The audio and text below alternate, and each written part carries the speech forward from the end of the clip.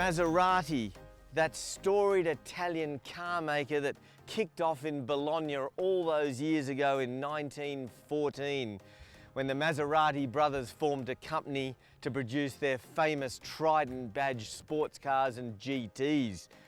Well, they're only alive today because of this vehicle, the Maserati Levante. Basically, 70% of Maserati owners are buying the Levante today. But before, you needed about $139,000 to become a Maserati owner with the diesel model. Now it's dropped to $125,000 for the Levante 350. Now that's 350 for 350 horsepower or 257 kilowatts in our language and 500 Newton meters. Now they tell us it'll go from 0 to 106 seconds flat. And they also tell us that it sounds like a Maserati and goes like one too. Well, why don't we find out if this car delivers? Now it might be the entry-level $125,000 Maserati Levante, but we've still got 257 kilowatts, 500 Newton meters from that twin-turbo V6 under the bonnet. So there's plenty to get excited about. For an SUV, I mean, this is not their sporting model by any stretch. That'll be reserved for the GTS when it comes out next year. But for $125,000, that's virtually a $15,000 discount off the next up diesel for about $139,000. So, you know, in many respects, this probably will be the sweet spot in the Levante range. And, you know, if you look at how successful Maserati has been with this vehicle, it's quite phenomenal because 70% of Maserati buyers right now are Levante owners and 90% of them are new to the Maserati brand. So this storied Italian mark, you know, almost 100 years old, I think, or thereabouts. And you've got people that have probably never heard of or never been familiar with the history of Maserati and its racing exploits and its famous drivers until, you know, the millennium, if you like. And, you know, 90% of those people have never bought a Maserati before. It's quite phenomenal, and it's really holding down the company and sort of surging that company ahead. But back to the driving, because I don't think I've recognised any loss of excitement and joy of driving a Maserati for the fact that it's down on power. I think 316 kilowatts for the Maserati Levante S and 580 Newton meters. So it's not a hell of a lot of difference really from 257 or 500. So, and I reckon you feel that. You don't feel that difference behind the wheel because we've driven up from Sydney on our way to Bathurst, and you know, it's been a really enjoyable drive for me because I can drop it down a couple of gears using these Ferrari-esque paddles. One of the great things about Maseratis, and any of them, there's some throwbacks from Ferrari, including these wonderfully long metallic paddles. So 0 to 106 seconds, well, that's enough, isn't it? I mean, it's 4 tenths quicker than a Golf GTI. And we are talking about a very large SUV, which will compete with the Cayenne, the new Porsche Cayenne. And I probably should say that while this is $125,000 base model in the Levante range, the Cayenne is out there for $116,000. But I suspect, and when we get this car into the garage, we'll run a full comparison of those features. But this is very well spec'd. I'm sitting in some of the most comfortable leather. I mean, for all intentional purpose, they're sports seats, but they're incredibly comfortable, and it's the way that Maserati treat their leather. It's a very soft leather.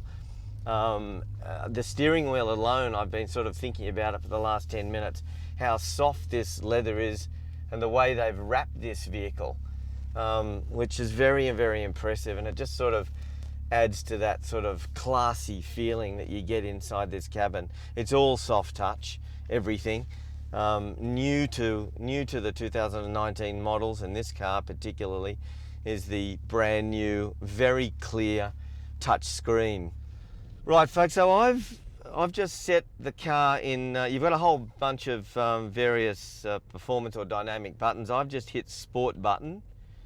There's a suspension button here as well. We're going to hit that because we'll go through a few twisties now, and I am going to, we're out in the middle of nowhere beyond Lithgow, so I'm just going to accelerate basically flat out.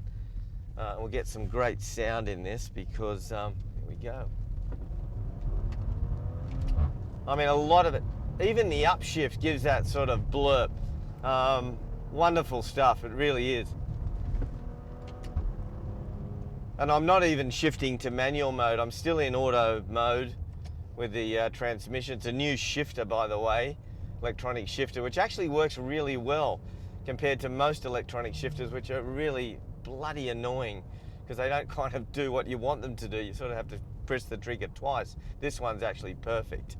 So it's really good. I mean, you can sit here all day. If I brush it over to manual, drop it down to second, obviously it's going to hold the gear a little bit longer before it auto shifts.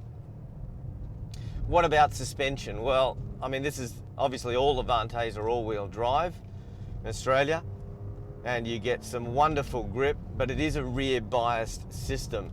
But nonetheless, you don't feel that. It feels actually wonderfully balanced, this vehicle. It's been a long time since I've been behind the wheel of a Levante. Car Advice was lucky enough to drive the original launch car in Italy, which was a diesel, and we even loved it up in the Dolomite Mountains. But here in Australia, the roads are nowhere near as good as those that we drove in Italy, and the suspension, the adaptive suspension, is handling it very, very well.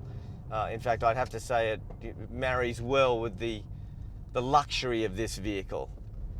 And what about the steering? Well, on the way up here, I was just commenting to one of my colleagues here that, you know, the electric steering is variable ratio, and that's wonderful because you tuck into a corner, it tightens up. But just even general, just going straight here, there's a wonderful weighting of this steering that's not too hard, not too light. It's just almost perfect, and there's no play either side of on center either, and that's what you sort of long for on a family trip up the coast or Queensland or up from Sydney to Melbourne or the like. You just want that sort of very easy steering system that sort of requires little effort, isn't nervous, and that's exactly what this is.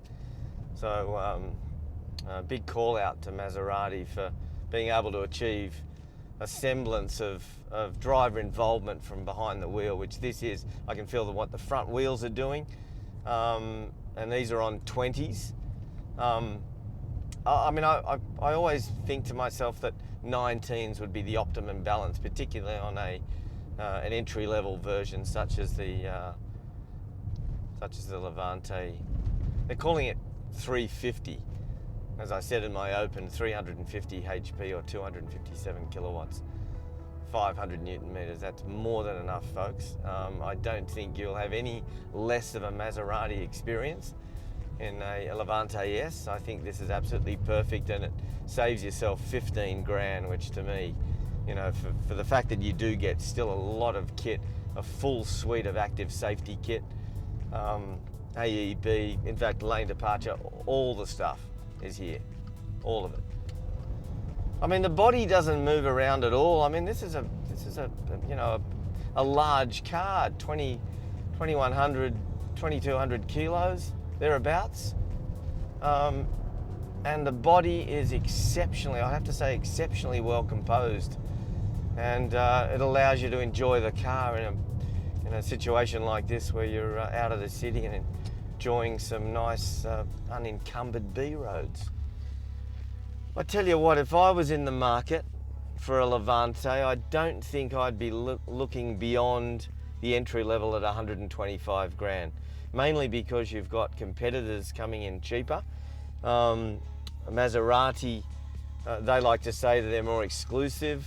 That's probably the case, given their total production run annually is about 50,000 cars, whereas Porsche's into the hundreds of thousands. But which is why you won't see one of these Levantes on every street corner. So they've got a point there. But you know, this delivers on everything I'd want out of an SUV. I don't need to go any quicker, really, than 0 to 100 in 6 seconds, 220 odd Ks an hour. I mean, I think this is absolutely enough.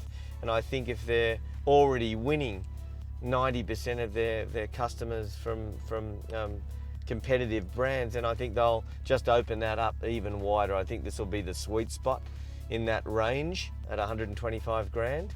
And good luck to them, because this is a nice car. It's a very comfortable vehicle. It's got everything I need in an SUV, and there's not much downside, to be honest, unless you want to get into a Porsche Cayenne, for instance.